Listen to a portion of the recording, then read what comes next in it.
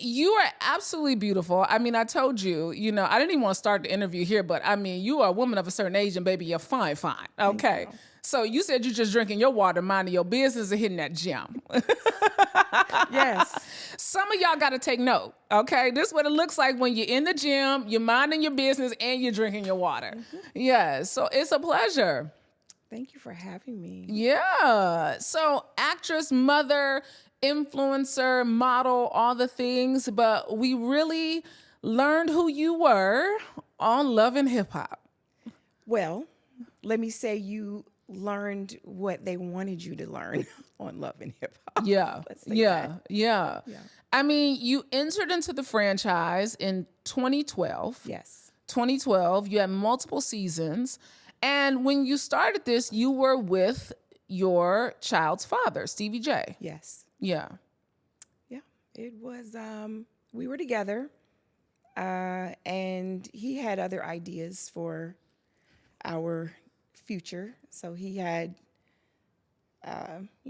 he was into other things, which transpired on the show. And I found out watching the show with the rest of the world on Monday night.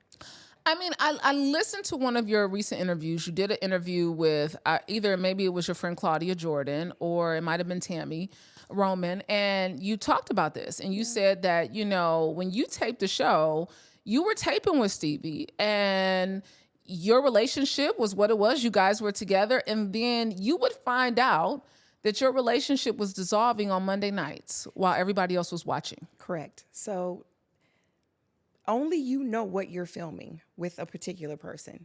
If that particular person goes at a later time and films with someone else, unless they tell you or the other person tells you, you don't know until it airs. Yeah. And that was the case with me. I didn't know what he was doing with other people he was filming with until it aired on Monday night. I mean, you were in quite the throuple, you know. I think we put the T in throuple, to be honest. I mean, seriously. I mean, some of the most iconic scenes from that franchise were with you. Yeah. And with Hassaline.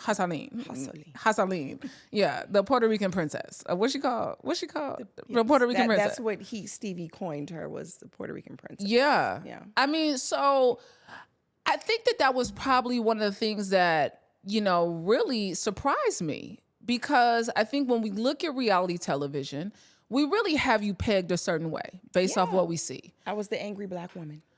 I was so angry. And to be honest with you, I had a reason to be angry. Yeah. I had a reason to be angry. I wasn't just angry for no reason. I wasn't just mad and just going off. I was mad because I was literally put in this situation and I'm finding out about it, on Monday night with millions of other people. You're finding out that the man that you were in a relationship with is cheating on you. Yes. Yeah. On national television. Yeah.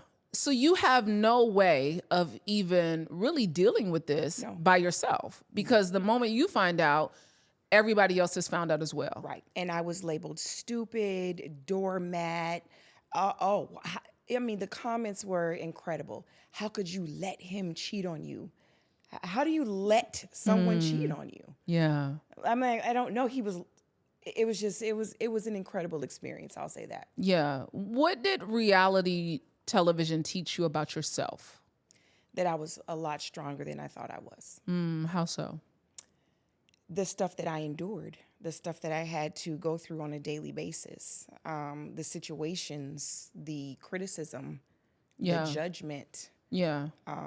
For the average person, it's a lot. That's a lot. I mean, and I was getting it tenfold. Yeah. Constantly, every day. Mind you, I never had social media before the show. I was required to get social media when I joined Love and Hip Hop. Oh, wow. So I was like, oh, okay. So with me just getting social media, just being on television. Wow. And to get all of this feedback on Monday when I'm just figuring this out with you guys was a lot. So you're trying to figure out, how do I handle this? How do I maneuver with this? And you're still, because you were in love with this man. We were at one point. Yeah. Yeah, you were in love with him. Yeah. So how is that now? Because You recently said in one of your interviews that you guys have a great co-parenting relationship, but that took time because the pandemic forced you to get some therapy. Well, what's that look, Mimi? What's happening? I'm gonna choose my words Okay. wisely. Okay. The relationship with my daughter's father at this point is I choose when to communicate for my sanity. It's just not an open door type situation. Yeah. I pick and choose when we communicate because it's just not healthy. And I've learned that it's a form of insanity to just keep doing something that you're going to get the same result. Yeah. Getting the same result.